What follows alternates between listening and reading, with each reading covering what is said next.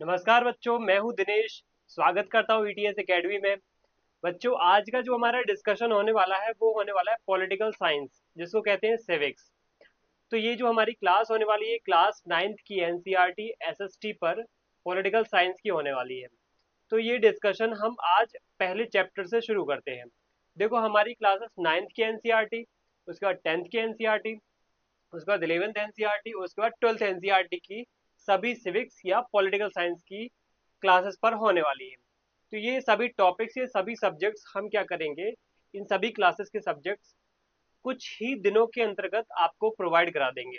तो स्टार्ट करते हैं आज का पहला सेशन, जो है क्लास 9th की एनसीईआरटी सिविक्स। आप जैसे देख सकते हो यहाँ पे इस फोटो के अंतर्गत आपको समझ में आ रहा होगा पॉलिटिकल साइंस क्या लिखा हुआ है। Political science NCERT CBSE, NCERT CBSE class 9 civics political science. तो हमारा डिस्कशन इस पॉलिटिकल साइंस सब्जेक्ट पर होने वाला है। देखते हैं बच्चों क्या है डिस्कशन में। सबसे पहले आपको ये पता होना चाहिए कि जो हमारा पॉलिटिकल साइंस सब्जेक्ट है, ये क्लास 9th के अंतर्गत, सीबीएसई क्लास 9th के अंतर्गत आपको डेमोक्रेटिक पॉलिटिक्स फर्स्ट इस नाम से देखने को मिलेगा। मतलब कहने की बात ये है बच्चों कि आप 9th की बुक अगर उठाओगे एसएसटी की, तो उसमें जो पॉलिटिकल साइंस या सिविक्स है उसको किस नाम से जाना जाएगा, उसको जाना जाएगा आपका democratic politics first. Second 10th class में आपको देखने को मिलेगा। तो फर्स्ट की जो बुक है वो आपको कुछ इस तरीके से नजर आएगी, इस तरीके से ये दिखेगी। इस फोटो में आप देख सकते हो, आपके पास होगी, मैं उम्मीद करता हूँ आपके पास ये बुक आ गई होगी। तो इस बुक को खोल करके हम अब पढ़ने वाले हैं। इस बुक के फर्स्ट चैप्टर को अब खोलेंगे, उसको समझेंगे क्या है इस फर्स्ट चैप्टर में। देखते हैं फटाफट।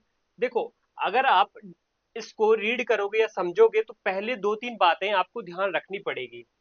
अगर आप 9th क्लास की इस एसएसटी की पॉलिटिकल साइंस की बुक पढ़ते हो, तो पॉलिटिकल साइंस पढ़ने के लिए आपको बहुत इंपॉर्टेंट लर्निंग पे फोकस करना पड़ेगा। कौन सी लर्निंग? वो है इंजॉयमेंट की लर्निंग, नॉलेज की लर्निंग। ठीक है, इंजॉयमेंट और नॉलेज की लर्निंग पर फोकस करना पड़ेगा। ये महत्वपूर्ण पॉइंट्स आप इसलिए याद रखो क्योंकि पॉलिटिकल साइंस जब तक आप इंजॉयमेंट के फॉर्म में नहीं लोगे, तब तक आपकी जो नॉलेज गेन करने की जो क्षमता है, यानी कैपेसिटी है और कैपेबिलिटी है, एफिशिएंसी है, वो डेवलप नहीं हो पाएगी। इसलिए पॉलिटिकल साइंस को फील करना है, पॉलिटिकल साइंस को जीना है हमें। तो स्टार्ट करते हैं हमारा डिस्कशन आज का। देखो, इस फोटो के अंतर्गत आप देख सकते हो कि डेमोक्रेसी, तो डिस्कशन जो होने वाला है वो होने वाला है डेमोक्रेसी के ऊपर। आप यहाँ पे देख सकते हो कि डेमोक्रेसी किस तरीके से हमें देखने को मिल लुक लाइक्स। ठीक है, this is what democracy looks like. ठीक है, तो हम समझेंगे डेमोक्रेसी कैसे दिखती है। चैप्टर फर्स्ट का अब हम डिस्कशन स्टार्ट करते हैं फटाफट। देखो, चैप्टर फर्स्ट में आपको what is democracy and why democracy, देखो ये दो एक बहुत इंपॉर्टेंट क्वेश्चंस खड़े कर रहे हैं। मैं आप पे दो एक बहुत इंपॉर्टेंट क्वेश्चन आपके सामने खड़े हो रहे हैं चैप्टर फर्स्ट के माध्यम से। देखो बच्चों, इस चैप्टर फर्स्ट के माध्यम से हमें ये समझ में आ रहा है कि डेमोक्रेसी, मतलब वो पूछ रहा है, वो या कह रहा है, वो बताना चाहता है कि what is democracy and why democracy. Democracy क्या है और क्यों होना चाहिए डेमोक्रेसी। अब देखो, ये व्हाट इज डेमोक्रेसी से तो हम ये समझेंगे डेफिनेशन क्या होगी, एक प्रकार से ये समझेंगे डेफिनेशन या मीनिंग क्या होगी हमारी। और इस वाई डेमोक्रेसी में हम ये समझेंगे कि डेमोक्रेसी आखिर क्यों होना चाहिए। और इस डेमोक्रेसी क्यों के पीछे हमें कुछ फैक्टर्स पता चलेंगे, वो फैक्टर्स अल्टीमेटली हमें डेफिनेशंस के माध्यम से ही समझ में आएंगे। और डेफिनेशन यानी फीचर्स, डेफिनेशन के अंदर जो फीचर्स हैं उनके माध्यम से ही समझ में आएंगे। जैसे मैं बोलूँ आपसे बच्चों, डेमोक्रेसी के माध्यम से ही देश में होते हैं, या कहीं ना कहीं चुनाव इसलिए संभव हो पाते हैं, चुनाव इसलिए देश में देखे जाते हैं क्योंकि हमारे देश में डेमोक्रेसी है। तो इसीलिए आप समझ रहे हो कि एक तो ये डेफिनेशन भी कह सकते हो कि हम किसी देश में अगर चुनाव हो रहे हैं तो वहां डेमोक्रेसी है। दूसरा ये भी कह सकते हो कि अगर चुनाव करवाने हैं तो डेमोक्रेसी लाना चाहिए। इसलिए क्यों का आंसर भी मिल गया और क्या का आंसर भी मिल गया। तो ये एक बहुत इंपॉर्टेंट चैप्टर है और इसके अंतर्गत जो कंटेंट है ना बच्चों, वो बहुत ही अच्छा कंटेंट है, इसलिए इसको बहुत ध्यान से समझना। अब आगे बढ़ते हैं फटाफट, हमारी स्लाइड्स बहुत ही एनिमेशन के साथ हम समझेंगे इसको। देखो, सबसे पहले हमें ये समझना पड़ेगा कि ये जो चैप्टर है ना, ये चार क्वेश्चन से भरा हुआ है। चार ऐसे महत्वपूर्ण क्वेश्चन है, अगर उनके आंसर्स आपने प्राप्त कर लिए, अगर उनके आंसर आपको मिल जाते हैं तो आप बहुत अच्छे से इस चैप्टर फर्स्ट को समझ पाओगे। कौन कौन से 4 क्वेश्चन है? इसके अंतर्गत आपको ये मिलेगा कि व्हाट इज डेमोक्रेसी, ठीक है। और दूसरा यहाँ पे क्वेश्चन मिलेगा आपको कि फीचर ऑफ द डेमोक्रेसी, कि डेमोक्रेसी के फीचर्स क्या होने चाहिए, यानी विशेषताएं क्या होना चाहिए। तीसरा हम यहाँ पे पढ़ेंगे कि वाई डेमोक्रेसी, डेमोक्रेसी क्यों जरूरी है, अगर मैं डेमोक्रेसी किसी देश में रखता हूँ तो क्या ऐसा मिल जाएगा, अगर डेमोक्रेसी नहीं रहती है तो क्या ऐसा हमारा जो है व्यवस्था खत्म हो जाएगी। तो ये भी हम पढ़ेंगे। उसके बाद पढ़ेंगे ब्रॉडर मीनिंग ऑफ डेमोक्रेसी, और उसका बहुत ही विस्तार पूर्वक उसका डेमोक्रेसी का एक डिस्कशन करेंगे। सबसे पहले हमारा जो डिस्कशन होगा वो होगा पहले क्वेश्चन पर। पहला क्वेश्चन क्या है? व्हाट इज डेमोक्रेसी, डेमोक्रेसी क्या होती है बच्चों? तो देखो डेमोक्रेसी मतलब ये होता है, आपने ग्रीक वर्ड सुना होगा डेमोस, ठीक है, और क्रेशिया। अब जैसे बच्चों आपको पता होगा डेमोक्रेसी में जो दो वर्ड है, ये देख रहे हो आप, दो वर्ड से बना है, ये ग्रीक वर्ड है। कौन सा वर्ड है? Greek word. ग्रीक लैंग्वेज आपको पता है, ग्रीस एक देश है, पुराने जमाने से वहां पे ग्रीक भाषा बोली जा रही है आज भी वहां पे, यानी ग्रीक का इंपॉर्टेंस है बट उतना नहीं है जैसे हमारे भारत में संस्कृत पुराने जमाने की भाषा है, लेकिन आज भी बोली जाती है, उतना नहीं है इंपॉर्टेंस, लेकिन तो वही है। तो डेमोक्रेसी में जो पहला वर्ड है वो है डेमो, और दूसरा वर्ड है क्रेसी। तो जो डेमो वर्ड है इसका मतलब होता है पीपल, डेमो मतलब डेमोज मतलब पीपल होते हैं। और जो क्रेसी है इसको इस प्रकार से लिखा जाता है वो है क्रेशिया, इसका मतलब होता है रूल, यानी कि लोगों का शासन। डेमोज मतलब लोग, रूल मतलब, सॉरी, क्रेशिया मतलब रूल। तो डेमो मतलब पीपल और क्रेशिया मतलब उनका रूल। तो लोगों का रूल, लोगों का शासन, लोगों का शासन जिस देश में देखा जाता है वहां पे मिल जाएगी आपको डेमोक्रेसी। मतलब लोग शासन करें, लोग अगर सत्ता चलाएं तो वो है डेमोक्रेसी। क्या भारत में लोग शासन चला रहे हैं? अगर आपको लग रहा है तो आप बोल सकते हो भारत हमारा डेमोक्रेटिक है। अगर आप अमेरिका में देखो, अभी चुनाव हुए लास्ट ईयर, तो अमेरिका में देखो क्या वहां पे लोगों ने शासन व्यवस्था बनाई है, क्या वहां पे लोगों का शासन है, तो वहां पे हम कह देंगे डेमोक्रेसी है, ठीक है। तो एक बेसिक फंडामेंटल मीनिंग हमें समझ में आ गई कि डेमोक्रेसी मीन्स जहाँ पे लोगों का शासन हो, ठीक है बच्चों। अब दूसरी बात यहाँ पे ये समझनी पड़ेगी हमें कि जो डेमोक्रेसी होती है, डेमोक्रेसी में हमें ये पता होना चाहिए कि जो फॉर्म ऑफ गवर्नमेंट होती है, democracy form of government, rulers are elected by the people. Rulers कैसे होते हैं बच्चों? Elected by the peoples. ये ऐसा नहीं कि सिर्फ लोगों का शासन बोल दिया, यहाँ पे ये भी समझना पड़ेगा कि जो लोग हैं वो अपने रूलर्स को क्या करें? इलेक्ट करें। जैसे मैंने अपने रूलर को इलेक्ट किया, जैसे भारत के अभी प्रधानमंत्री कौन है? मोदी जी है। तो मोदी जी को बहुत सारे लोगों ने इलेक्ट किया है, मोदी जी को बहुत सारे रूलर पीपल्स ने, बहुत सारे लोगों ने क्या किया है? वोट दिया है। और वोट क्या है? एक प्रकार से डिसीजन है कि मेरा डिसीजन मतलब मेरा वोट, मैं इस व्यक्ति को अपना रूलर बनाना चाहता हूँ, ये होता है। तो इस प्रकार से एक व्यक्ति क्या करता है? अपने लीडर को चुन लेता है। लीडर को चुन लेना अपने आप में क्या हो गया? डेमोक्रेसी हो गया। क्या ये सफिशियंट है? अब आप लोग बताओगे। मुझे लगता है कि ये सफिशियंट है। ये जो बात मैंने बोल दी कि लोगों के द्वारा चुना गया अपना रूल, अपना लीडर ही डेमोक्रेसी है। अगर आप डीप में जाओगे या डेप्थ में देखोगे तो हमने ये एक प्रकार से तो समझ लिया कि लोग जिस देश में पीपल्स जो है, पीपल क्या करें, एक तो उनका रूल हो, यानी उनका रूल हो, ये हमने बात देख ली। और एक दूसरा यहाँ पे कि पीपल्स जो है अपने लीडर को क्या करें? इलेक्ट करें, लीडर को इलेक्ट करें। दो बातें हमने यहाँ पे समझ ली। जब ये दो बातें समझ में आती तो हम कह सकते हैं वहां पे कौन सी गवर्नमेंट है? वहां पे गवर्नमेंट है डेमोक्रेटिक गवर्नमेंट, यानी कि उस देश में शासन कैसा है? डेमोक्रेटिक है, ठीक है। तो ये डेमोक्रेसी एक बेसिक डेफिनेशन है, बेसिक एक मीनिंग हमने समझ लिया। अब दूसरी बात यहाँ पे आगे समझते हैं कि एक जरूरी बात ये है कि डेमोक्रेटिक जो गवर्नमेंट में बोल रहा हूँ, डेमोक्रेटिक गवर्नमेंट बोल रहा हूँ, ठीक है, तो उसका तो ये ठीक है कि जहाँ पे ये व्यवस्थाएं आपको देखने को मिलती है, ठीक है, जहाँ पे आपको ये व्यवस्थाएं देखने को मिलती है, चाहे जैसे वहाँ पे आप रूल देख लो जनता का, हो वहाँ पे लीडर को इलेक्ट करने का मौका देख लो, अगर ये व्यवस्थाएं आपको देखने को मिल रही तो ठीक है। लेकिन कहीं पे ये व्यवस्थाएं अगर नहीं है तो वहां पे हम क्या करेंगे? वहां पे हम देखेंगे कि वहां पे क्या कहलाएगा, वो कहलाएगा नॉन डेमोक्रेटिक, ठीक है। उस व्यवस्था को हम कहेंगे नॉन डेमोक्रेटिक। जिस एरिया में, जिस क्षेत्र में, जिस देश में, जिस राज्य में आपको अगर ना तो जनता के पास कोई शक्ति है, ना कोई जनता के पास पावर है, ना कोई जनता के पास रूल करने की क्षमता है, ना तो जनता को अपने लीडर्स को इलेक्ट करने की आ, एक शक्ति है, ठीक है। तो बच्चों उस एरिया में या उस देश में राज करने वाली सरकार कैसी होगी? उस देश में शासन चलाने वाली रूल करने वाली सरकार, उस देश में अपना सत्ता बैठा करके चलने वाली सरकार को बोलेंगे non democratic government. Non democratic government, ठीक है, ये देख रहे हो आप लोग।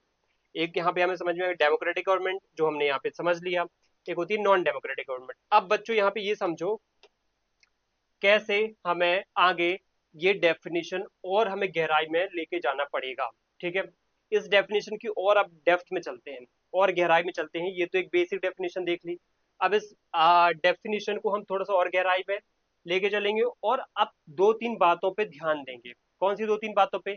कि अब सिर्फ डेफिनेशन बात मतलब ऊपर ऊपर से नहीं देखना है, अब डेफिनेशन को फील भी करना है। ठीक है, मतलब डेफिनेशन को जीना भी है। जैसे डेफिनेशन में जो बात लिखी है, क्या वो वाकई तुम्हारे साथ हो रही है, तभी उसको तुम सच मानना। कोई चीज को अब तुम सच कब मानते हो? जब तुमने वो चीज जी ली है, जब तुमने वो चीज देख ली है, जब तुमने उस चीज को अनुभव कर लिया है, फील कर लिया है, तभी तो सच मानते हो उसको। कभी कोई चीज तुम्हें कोई बोल दे कि देखो भाई ऐसा होता है, ठीक है, देखो भाई कोई चीज ऐसी रख देने पे वो हवा में उड़ जाती है, तो तुम मान लोगे क्या? नहीं मानोगे। बट अगर तुम्हें कोई दिखा दे कि ऐसा ड्रोन होता है, उसको ऐसे रिमोट से कंट्रोल करके वो उड़ाया जाता है, तो वो हवा में उड़ जाता है, तो तुम फील कर लोगे, देख लोगे, तो तुम्हें लगेगा हाँ ये सही कह रहा है। तो अब हम फील करेंगे, तो इसलिए हमारा एक पॉइंट है फील फर्स्ट देन डिफाइन, कि पहले हम अब फील करेंगे। अब हम कुछ एग्जांपल्स देखेंगे, क्या ये एग्जांपल्स के माध्यम से हम फील कर पाएंगे कि इन देशों में डेमोक्रेसी है कि नहीं है। ठीक है, मैं कुछ देशों के नाम बताऊंगा, फिर वहां पे सरकार बताऊंगा कैसी सरकार चल रही है, फिर आप समझना कि यहाँ पे डेमोक्रेसी है कि नहीं है। ये इसलिए जरूरी है क्योंकि जब कोई चीज आपने अनुभव की है तो आप उसको अच्छे से डिफाइन कर पाओगे। जैसे अगर आपने कभी, आप खुद जानते हो कि कभी आपने पेन खरीदा, कभी आपने पेंसिल खरीदी, या कभी आप बरसात होते हुए देख रहे हो, कभी आप किसी से मान लो अपनी माँ से प्यार कर रहे हो, अपने पिता से प्यार कर रहे हो, या अपनी बहन से प्यार कर रहे हो, या फिर किसी और से प्यार कर रहे हो। ठीक है, तो अब इस चीज को आप क्या मानते हो? इस चीज को मानते हो कि ये चीज आपने पहले फील की है। पेन को आप खरीद के लाए तो आपने पहले लिख के देखा, पेंसिल को आप लेके आए तो आपने पहले लिख के देखा, रेन को आपने, बारिश को आपने बूंद गिरते हुए देखी। ठीक है, आपने इसको देखी, देखा है इसको आपने। लव को आपने कहीं ना कहीं अनुभव किया, इसको क्या किया आपने? अनुभव किया। इसलिए बोलते ना कि मुझे फीलिंग्स आ रही है, मुझे फीलिंग्स आ रही है ना, तो वो चीज क्या होती है? आपने फील किया, अनुभव किया। तो जब फील कर लेते हो कोई चीज को, जब कोई चीज को फील कर लेते हो, फिर उसको डिफाइन करना बहुत इजी हो जाता है। जैसे अगर मैंने लिखा पेन से, तो मैं डिफाइन कर दूंगा कि देखो इस पेन में क्या है, एक स्याही से एक उसका एक निब है, उसमें निब लगा हुआ है, एक प्लास्टिक का है, उस पर एक स्ट्रक्चर बना हुआ है। एक डिफाइन कर दूंगा इस तरीके से। जैसे पेंसिल को डिफाइन करना है तो मैं डिफाइन कर दूंगा कि देखो मैं इसको लिखने में यूज करता हूँ कॉपी में, और इसके ऊपर, इसके अंदर एक ग्रेफाइट का एक वो है, एक मटेरियल भरा हुआ है, उसके ऊपर एक वुडन एक कवर है। ठीक है, ऐसे रेन को कर दूंगा, ऐसी लव को डिफाइन कर दूंगा। तो पहले मैंने फील किया, फिर मैंने उसको डिफाइन कर दिया। अब आती है महत्वपूर्ण बात, एक इंपॉर्टेंट बात, कि जब भी आप किसी ऐसी व्यवस्था को देखो, कोई भी ऐसे सिस्टम को देखो जहां पे आपको पहले फील करने की जरूरत पड़े, फिर उसको डिफाइन करने की जरूरत पड़े, तो वो व्यवस्था कहीं ना कहीं बहुत महत्वपूर्ण हो जाती है। ऐसी व्यवस्था एक है डेमोक्रेसी। ऐसी व्यवस्था एक डेमोक्रेसी है जहां पे आप उसको पहले फील करो फिर डिफाइन करो। जैसे यहाँ पे आप पहले अगर डेमोक्रेसी को डिफाइन, वो सॉरी फील नहीं करते हो, तो ये क्या होगा? बात का बतंगड़ बना देगा, बहुत ही मैसी क्रिएट हो जाएगा, यहाँ पे मैसी सिचुएशन क्रिएट हो जाएगी। और ऐसे में आप कहीं ना कहीं क्या है, गलत डेफिनेशन पे कहीं ना कहीं क्या है चले जाओगे, और गलत एक जो डेमोक्रेटिक गवर्नमेंट है भी नहीं उसको भी डेमोक्रेटिक बोल दोगे। अब जैसे मैं बोल दूं कि नॉर्थ कोरिया, क्या नॉर्थ कोरिया में डेमोक्रेसी है? मैं बोल दूं रशिया, क्या डेमोक्रेसी है? अगर आप डेफिनेशन के अकॉर्डिंग देखो तो रशिया तो पता है डेमोक्रेटिक कंट्री मिलेगा, बट फील जब करोगे ना तो डेमोक्रेसी नहीं मिलेगी वहां पे। वो मैं फील कराता हूँ अभी। चाइना में जैसे देखो, आप चाइना की मैं एग्जांपल लूँ, तो चाइना में क्या है, चाइना में अगर बाहर से देखोगे तो आपको डेमोक्रेसी नजर आएगी, जो मैंने अभी डेफिनेशन बताई ना ऊपर ऊपर से, उस डेमोक्रेसी की डेफिनेशन के आधार पे देखोगे बच्चों, तो आपको लगेगा कि इस देश में तो डेमोक्रेसी है। बट अंदर से अब मैं फील कराने वाला हूँ, तो फील करोगे ना जब, तो डेमोक्रेसी आपको नहीं मिलेगी वहां पे। तो हमें समझना है कि इम्पोर्टेंट इसलिए हो जाता है किसी देश में क्योंकि वहां पे डेमोक्रेटिक माहौल दिखाया जाता है। एक्चुअल में डेमोक्रेसी होती नहीं है वहां पे। जैसे मैं यहाँ पे आपको एक बताऊं कि कंट्रीज ज्यादातर क्या होती है, या तो वो डेमोक्रेटिक फॉर्म में भी हो सकती है, नॉन डेमोक्रेटिक फॉर्म में हो सकती हैं। जैसे कि अगर मैं आपको कुछ बात बताऊं, एक इम्पोर्टेंट बात बताऊं, वो है डेमोक्रेसी, ठीक है। अगर डेमोक्रेटिक गवर्नमेंट आपको देखने को मिल रही तो फ्री एंड फेयर इलेक्शन आपको देखने को मिलेगा, फ्री एंड फेयर, वहां पे आपको चुनाव इलेक्शन देखने को मिलेगा। आप वहां पे पीपल्स पार्टिसिपेशन देखोगे। आप वहां पे क्या देखोगे, राइट्स देखोगे, फंडामेंटल राइट्स लोगों को रहेंगे, ठीक है। वहां पे आप क्या देखोगे, वेलफेयर देखोगे, लोगों का वेलफेयर देखोगे, लोगों के पास वोटिंग राइट देखोगे, वोट का राइट देखोगे आप, ठीक है। तो ऐसे बहुत सारे क्या होते हैं, आ, विशेषताएं होती है जहां पे डेमोक्रेटिक गवर्नमेंट देखने को मिलती है। नॉन डेमोक्रेटिक वो होता है जहां पे आपको डिक्टेटरशिप देखने को मिले, डिक्टेटर हो, जैसे कि हिटलर था, ठीक है। दूसरा आपको जैसे हिटलर हो गया डिक्टेटर, जैसे आपने सद्दाम हुसैन का नाम सुना है, सद्दाम हुसैन ये हो गया, जैसे कर्नल गद्दाफी, ये लीबिया का एक तानाशाह था। जैसे किम जोंग उन हो गया, किम जोंग हो गया, ये लोग क्या है, इनके आपने न्यूज में नाम सुने होंगे, किम जोंग हो गया, ये लोग क्या है, ये तानाशाह हैं। क्या और कोई नॉन डेमोक्रेटिक गवर्नमेंट होती हैं? और होती हैं, जैसे कि आप मिलिट्री रूल देख लो, मिलिट्री रूल जहाँ पे मिलिट्री मिलिट्री शासन कर ले, जैसे कि पाकिस्तान में होता रहता है ये, अभी हाल में म्यांमार में हुआ है ये, ठीक है। तो ये मिलिट्री रूल वाले, कहीं पे राजतंत्र या फिर मोनार्क होता है, मोनार्क यानी राजा बैठा होता है, वो मोनार्क भी कहीं ना कहीं क्या है, नॉन डेमोक्रेटिक है। जैसे कि सऊदी अरब में, आप सऊदी अरब में जाओगे तो वहां पे क्या मिलेगा आपको, वहां पे आपको किंग सलमान, ठीक है, प्रिंस सलमान आपको देखने को मिलेंगे अभी वर्तमान में, प्रिंस सलमान। तो ये लोग क्या है, ये लोग नॉन डेमोक्रेटिक हैं, और जो ये चीजें फॉलो करते हैं, जैसे कि मैं इंडिया की बात कर लूं, यूएस की बात कर लूं, यूएसए हो जाएगा, यूके ब्रिटेन हो जाएगा, फ्रांस हो जाएगा, जर्मनी हो जाएगा, ये सब देश, बहुत सारे देश ऐसे क्या हो जाएंगे, डेमोक्रेटिक हो जाएंगे।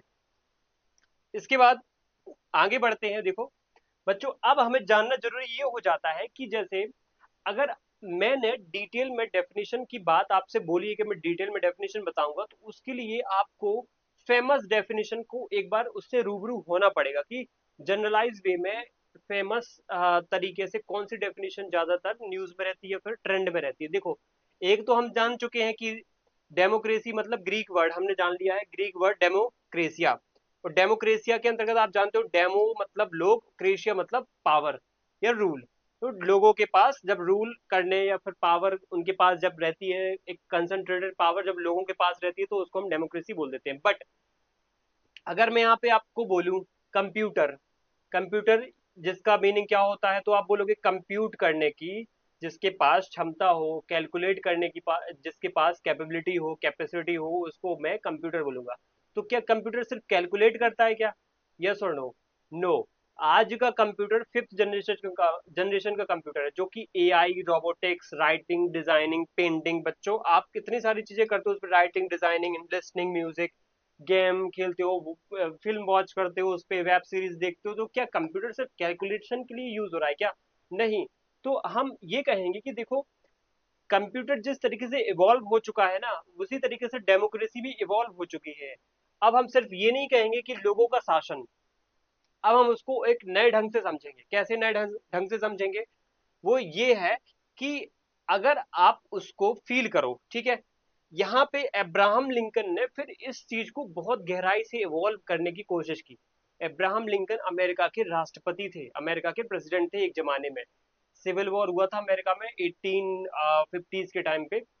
तो वहां पे उस समय 1850 60s के टाइम की बात कर रहा हूँ, 1850 60s, ठीक है। जब हमारे भारत में 1857 का फर्स्ट वॉर ऑफ इंडिपेंडेंस हुआ था, ठीक है। तो उस जमाने में जब वहाँ के मतलब उसके आसपास जब यहाँ वहाँ के अमेरिका के प्रेसिडेंट थे, तब वहाँ पे सिविल वॉर को रोकने के लिए, वहाँ पे अच्छा माहौल क्रिएट करने के लिए उन्होंने भरसक प्रयत्न किए, बहुत मेहनत की इन्होंने। तो उसी टाइम पे इन्होंने एक बहुत अच्छी डेफिनेशन दी थी, जो दिखाती है कि कैसे हमें डेमोक्रेसी को और डिटेल में समझना चाहिए। अब्राहम लिंकन बोलते हैं कि democracy is government of the people, by the people, और for the people and for the people, of the people, for the people and by the people, ठीक है। यानी लोगों का शासन, लोगों के लिए शासन, और लोगों द्वारा शासन, ठीक है। इस तरीके की बातें इन्होंने जब बोली, तो लगा कि वाकई ये डिफिनीशन जो है ना, बहुत ही ज्यादा क्या है, डिटेल में है, डेप्थ में है। और ये बहुत फेमस डेफिनेशन हो गई, इसीलिए मैंने बोला कि एक फेमस डेफिनेशन को समझना चाहिए। एक तो फेमस डेफिनेशन ये तो है ही, लेकिन ये भी डेफिनेशन जनरली बहुत लोगों को पता रहती है, यूज करते हैं डेमोक्रेसी को डिफाइन करने में।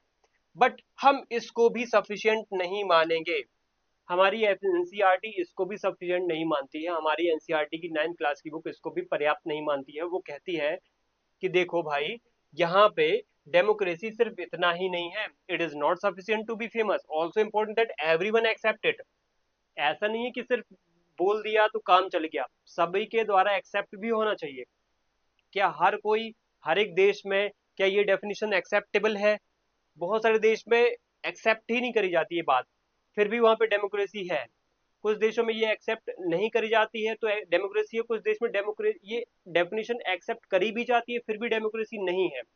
ठीक है, मतलब मैं ये कह रहा हूँ कि कुछ देशों में ऑफ द पीपल यानी लोगों का शासन है, ऑफ द पीपल, ठीक है, बाय द पीपल लोगों द्वारा शासन भी है, और फॉर द पीपल लोगों के लिए शासन है। ठीक है, तो ये सब चीजें होने के बावजूद भी डेमोक्रेसी नहीं है वहां पे, बताओ। ठीक है, ये बात जानना जरूरी है कि ये डेफिनेशन भी पर्याप्त नहीं। कुछ देश इतने शातिर हैं, वहां के लीडर्स इतने शातिर हैं कि वो शो कर देते हैं लोगों को दिखावे के लिए, डेमोक्रेसी ले आते हैं, बोल देते हैं कि ऑफ द पीपल है, बाय द पीपल गवर्नमेंट है, और फॉर द पीपल गवर्नमेंट है, ऑफ द पीपल गवर्नमेंट है, और तो वहां पे कहने के लिए फिर डेमोक्रेसी हो जाएगी। लेकिन एक्चुअल में गहराई में देखोगे तो वहां पे कोई डेमोक्रेसी आपको फील करती हुई नहीं मिलेगी, आपको वहां पे डेमोक्रेसी को कोई एक्सपीरियंस नहीं मिलेगा आपको। तो फिर ऐसे में क्या होना चाहिए? ऐसे में जरूरी है कि आपको समझना पड़ेगा कि बेस्ट वे क्या है डिफाइनिंग का, बेस्ट वे क्या होना चाहिए डिफाइनिंग का। तो बेस्ट वे के लिए हम यहाँ पे क्या करेंगे, शॉर्टकट का यूज करना बंद करेंगे। सबसे पहले शॉर्टकट यूज करना बंद करो। अब क्या करो, यहाँ पे थिंकिंग बढ़ाओ, सिचुएशंस देखो, सिचुएशंस देखो और थिंकिंग करो, अपने थॉट को, अपने आइडियाज को क्या है, एक अपर लेवल पे ले जाओ। तब आपको समझ में आएगा कि मीनिंग जो है या फिर डेफिनेशन जो है वो समय के साथ साथ क्या हो रही है, यहाँ पे इवॉल्व हो रही है। डेफिनेशन जो है ना बदलती रहती है, एक सीमित या एक फिक्स जगह पे बैठी नहीं रहती है डेफिनेशन। डेफिनेशन अगर समय के साथ बदल रही है तो अच्छी बात होती है। इसीलिए डेमोक्रेसी को अगर डिटेल में समझना है तो अपने थॉट्स, अपनी थिंकिंग को, अपने विचार की क्षमता को क्या है बढ़ाओ, उसको और विकसित करो। अगर एक बार ये हो गई तो आप क्या कर पाओगे, इस डेमोक्रेसी को और अच्छे से इसकी डेफिनेशन को और अच्छे से क्या कर पाओगे, इवॉल्व कर पाओगे, समझ पाओगे, डेप्थ में जा पाओगे। अब सबसे पहले हम यहाँ पे क्या करेंगे, कुछ बातों को समझेंगे। ठीक है, कि अल्टीमेटली फिर सिंपल डेफिनेशन होगी क्या, मुझे ये बताओ, सिंपल डेफिनेशन क्या होगी फिर। तो यहाँ पे आप ये बात समझो कि सिंपल डेफिनेशन फिर एक ये आ जाती है यहाँ पे, वो है कि गवर्नमेंट आपको कितने प्रकार की देखने को मिलती है, पहले ये जान लो। अगर आपको सिंपल डेफिनेशन पे जाना है, एक सिंपल बोले या फिर इन डेप्थ में फील करना है उसको, सिंपल तरीके से मुझे बता दो कि कौन सी गवर्नमेंट डेमोक्रेटिक है, कौन सी डेमोक्रेटिक नहीं है, या फिर डेमोक्रेसी है क्या। तो आपको यहाँ पे गवर्नमेंट्स देखनी पड़ेंगे, गवर्नमेंट्स कितने टाइप की होती हैं। आप जनरली यहाँ पे देखोगे, एक तो होती है डेमोक्रेटिक गवर्नमेंट, एक होती है नॉन डेमोक्रेटिक गवर्नमेंट। ठीक है, अब देखो डेमोक्रेटिक गवर्नमेंट तो वो होगी जहाँ पे आपको फ्री एंड फेयर इलेक्शन देखने को मिलेगा, राइट्स मिलेंगे लोगों को, वोटिंग राइट्स मिलेंगे लोगों को फंडामेंटल, सॉरी फंडामेंटल जो उनकी लिविंग राइट टू लाइफ है, ठीक है, राइट टू लाइफ है उनको, वो सब हो गया। साथ में उनको एक ये भी कह सकते हैं अपने लीडर्स को, ठीक है, इलेक्ट करने की जो पावर है वो भी है। डेमोक्रेसी में लिबर्टी भी कह सकते हैं, लिबर्टी उनको है बहुत ज्यादा लोगों को। ठीक है, तो इस तरीके की बातें हम कह सकते हैं कि कोर कॉन्सेप्ट है कि डेमोक्रेटिक देश में आपको, या डेमोक्रेटिक गवर्नमेंट जहाँ पे वहां पे आपको ये देखने को मिल जाएगी। तो कोर आइडिया हमें क्या बताता है, कोर आइडिया ये बताता है कि देखो भाई, अ सिंपल, कोर आइडिया ये कहा जाता है कि a simple factor common to all democracies is that government is chosen by the people. एक सिंपल, सिंपल डेफिनेशन या डेप्थ में हम इसको थोड़ा सा गहराई में और समझते हैं इसको। लेकिन एक बात तो तय है कि आपको क्या होना चाहिए यहाँ पे, चूजन बाय द पीपल, यानी वहां पे रूल्स, रूलर्स कैसे होने चाहिए, लीडर्स कैसे होने चाहिए, लोगों के द्वारा चुने हुए होने चाहिए, ये बात तय है। ठीक है, तो फिर हमने जब ये पता कर लिया है कि डेमोक्रेसी मतलब चूजन बाय द पीपल, ठीक है, ये तय हो चुका है। अब मुझे ये बताओ कि नॉन डेमोक्रेटिक कौन से देश हैं। और एक और बात बीच में मैं ऐड करना चाहूंगा कि देखो, जब आपने ये समझ लिया, जैसे हमने शुरुआत में सिंपल डेफिनेशन या फिर ऊपर से एक बेसिक अंडरस्टैंडिंग की अभी डेमोक्रेसी पर, अगर हमें डिटेल में जाना है तो हमें ये समझना पड़ेगा कि कौन सी सरकारें डेमोक्रेटिक है और कौन सी सरकारें नॉन डेमोक्रेटिक है। अब जो सरकारें डेमोक्रेटिक होती है वो चूजन बाय पीपल होती हैं, ठीक है। कौन सी सरकारें ऐसी होती है जो नॉन डेमोक्रेटिक है, तो वो सरकारें हमें पहले अगर पता चल जाएंगी कि ये नॉन डेमोक्रेटिक है, ये लोगों के द्वारा चुनी नहीं जाती हैं, तो हम ये पता लगा लेंगे कि जिस जिस देश में नॉन डेमोक्रेटिक सिचुएशन बनी हुई है, तो उनके अलावा ऐसे कौन कौन से फैक्टर्स हैं जो डेमोक्रेटिक देश में विशेष रूप से देखे जाते हैं, यूनिक रूप से। मैं जैसे बोलूं कि एक बच्चा है और दो बच्चे हैं। एक बच्चे के अंदर पढ़ने की बहुत ज्यादा क्षमता है, एक बच्चे के अंदर कहीं ना कहीं आर्ट की बहुत क्षमता है, ठीक है। तो मैं यहाँ पे क्या कहूंगा, पढ़ने वाला बच्चा भी होशियार है यहाँ पे, और आर्ट वाला भी बच्चा होशियार है, ठीक है। मैं ये दो बातें कहूंगा। इसका मतलब ये नहीं है कि यहाँ पे इसके अंदर कोई क्वालिटी नहीं है, इसके अंदर भी क्वालिटी नहीं है। दोनों बच्चे कहीं ना कहीं बहुत होशियार है अपनी अपनी फील्ड में, ठीक है। दोनों के अंदर अलग अलग फीचर्स हैं, पढ़ने वाले बच्चे के अंदर भी अलग अलग फीचर्स हैं और विशेषताएं हैं, और जो आर्ट वाला बच्चा है, आर्ट करने वाला बच्चा है, उसके अंदर भी बहुत सारी विशेषताएं हैं, ठीक है। तो वही बात है कि डेमोक्रेटिक कंट्रीज में भी अपनी अलग अलग विशेषताएं हैं, और नॉन डेमोक्रेटिक कंट्रीज में अपनी अलग अलग विशेषताएं हैं। कुछ नॉन डेमोक्रेटिक कंट्रीज की विशेषताएं समझ लेते हैं तो हमें ये समझ में आ जाएगा कि डेमोक्रेटिक कंट्रीज में क्या क्या विशेषता नहीं होना चाहिए। मतलब जो बच्चा पढ़ता है, तो वो पढ़ने वाले बच्चे के अगर फीचर समझ लिया आपने, तो आपको पता चल जाएगा कि पढ़ने वाले बच्चों के अंदर ये फीचर्स होने चाहिए। आर्ट वाले बच्चे के अंदर आपने समझ लिया कि ये फीचर्स होने चाहिए, तो आपको पता चल जाएगा कि इन दोनों के बीच में कहीं ना कहीं एक ये डिफरेंसेस होते हैं, और फिर आप डेप्थ में समझ पाओगे। तो इसीलिए डेमोक्रेसी और नॉन डेमोक्रेसी हम इस प्रकार से समझेंगे। अब एग्जाम्पल देता हूं मैं आपको, ठीक है। अब यहाँ पे ये देखो कि डेमोक्रेटिक कौन कौन से, सॉरी, नॉन डेमोक्रेटिक कौन कौन से गवर्नमेंट आपको देखने को मिलेंगी इस पूरे वर्ल्ड में, ठीक है। इस पूरे वर्ल्ड में आपको नॉन डेमोक्रेटिक कंट्रीज कौन कौन सी देखने को मिलेगी, ये यहाँ पे आप फोटोज में देख सकते हो। देखो, मिलिट्री रूल म्यांमार में आपको देखने को मिलेगा, डिक्टेटरशिप आपको चिली में देखने को मिलेगी जहां पे डिक्टेटर था पिनोशे, और मोनार्की आपको सऊदी अरेबिया में देखने को मिलेगी। अगर आप म्यांमार में जाओगे तो वहां पे जो इलेक्टेड गवर्नमेंट थी उसको गिरा करके वहां पे आर्मी ने मिलिट्री कू कर दिया, और वहां पे चुनी हुई सरकार को गिरा दिया। मतलब वहां पे लोगों ने चुनी हुई सरकार बैठाई थी, मिलिट्री आई, मिलिट्री ने चुनी हुई सरकार को गिराया, भगाया, और खुद वहां पे सत्ता पे कब्जा कर लिया, ठीक है। तो ये क्या हुआ, मिलिट्री रूल हुआ। क्या ये डिक्टेटरशिप है? बिल्कुल है। क्या ये डेमोक्रेसी है? बिल्कुल नहीं, ये डेमोक्रेसी बिल्कुल नहीं है। उसी तरीके से डिक्टेटर एक था पिनोशे, जो कि चिली देश में था, साउथ अमेरिका एक कॉन्टिनेंट है, वहां पे आपको चिली देश देखने को मिलेगा। तो वहां पे आपको क्या है, इसने क्या किया था, इलेक्टेड जो था गवर्नमेंट जो थी, उसको गिराया, भगाया, या फिर जिस तरीके से अलग अलग तरीकों से उसको निपटा दिया, और खुद वहां पे बिना किसी इलेक्शन के सत्ता पे काबिज हो गया, सत्ता पे बैठ गया। इस तरीके से इसने सत्ता को हथिया लिया। तीसरा यहाँ पे मोनार्की एक, जो कि आप सऊदी अरेबिया में देखोगे। सऊदी अरब में एक सिचुएशन ये बहुत बुरी है, वो है वहां पे राजतंत्र बहुत हावी है। राजतंत्र बहुत हावी है वहां पे, क्या है, मोनार्क है। तो ये जो मोनार्क है, ये मोनार्क करता क्या है, वहां पे ना तो चुनाव होने देता है, कोई इलेक्शन नहीं होने देता है, ना कोई किसी को राइट देता है, अच्छे खासे राइट नहीं है वहां पे, लिबर्टी नहीं है, वोटिंग का अच्छे से राइट नहीं देता है, इवन महिलाओं को तो कोई राइट ही नहीं वहां पे। तो इस मामले में क्या है, सऊदी अरब का जो मोनार्क वाला सिस्टम है, मोनार्की है, वो बहुत हद तक क्या है, नॉन डेमोक्रेटिक गवर्नमेंट वाली फीचर को दिखाती है। तो आपने एक बात समझ ली, नॉन डेमोक्रेटिक कंट्रीज में आपको एक तो ये मिलेगा कि जहाँ पे आर्मी का कंट्रोल हो जाए, जो कि सरकार को गिरा दे, जहां आपको कुछ ऐसे डिक्टेटर देखने को मिले जो कि इलेक्टेड नहीं है, कुछ आपको मोनार्क देखने को मिले, ठीक है। तो ये लोग क्या है, ये नॉन डेमोक्रेटिक तरीके से बैठे हुए तंत्र हैं, ठीक है, ये व्यवस्था है। आप यहाँ पे म्यांमार के लीडर को, इस मोनार्क को देख सकते हो यहाँ पे, ठीक है। ये है क्या, मिलिट्री का हेड, वहां का आर्मी का हेड। ये पिनोशे है जो कि चिली का हेड है, डिक्टेटर है। और ये क्या है, प्रिंस सलमान है, उनके पिता हैं ये, जो कि सऊदी अरब में आप देख सकते हो, सऊदी अरब के यहाँ पे ये डिक्टेट या फिर मोनार्क किंग है वहां पे, प्रिंस और किंग, ठीक है। इसके बाद हम आप समझते हैं कि आगे की स्लाइड में हम आप देखते हैं कि किस तरीके से लिमिटेशन इस डेफिनेशन के ऊपर देखी जाती है, ठीक है। जो हमारी डेमोक्रेसी है उसके ऊपर कुछ लिमिटेशंस भी देखी जाती हैं। कौन कौन सी लिमिटेशन है उसको समझते हैं। देखो, कभी भी कोई भी डेफिनेशन मैं पहले ही बता चुका हूँ, वो पर्याप्त नहीं है। वो क्या होती है, इवॉल्व होती रहती है समय के साथ साथ, सिचुएशन को देखते हुए उसको उसमें क्या है, चेंजेस आ जाते हैं, परिवर्तन आ जाते हैं, ठीक है। तो यहाँ पे ये भी है कि एक non educate on its own है, ठीक है। ये सिंपल डेफिनेशन कहीं ना कहीं पर्याप्त नहीं है। डेफिनेशन विदाउट केयरफुल थॉट, अगर डेफिनेशन को हम केयरफुल थॉट के बिना अगर डिफाइन कर दें या डेफिनेशन बना दे, तो वहां पे सिचुएशन बुरी हो जाएगी। ऐसे में क्या सिचुएशन बुरी हो जाएगी, ऐसे में कुछ सरकारें mistakenly label every government democratic, ऐसे में कुछ सरकारें फायदा उठा लेंगी जो डिक्टेटरशिप होने के बावजूद भी अपने आप को डेमोक्रेटिक घोषित कर देंगी। जहाँ पे मिलिट्री रूल है, जहाँ पे सरकार लोगों द्वारा नहीं बनाई गई है, फिर भी कह देंगे कि यहाँ पे लोगों द्वारा सरकार बनाई गई है, और बोल देंगे कि हम डेमोक्रेटिक हैं। मैं बताता हूँ कैसे।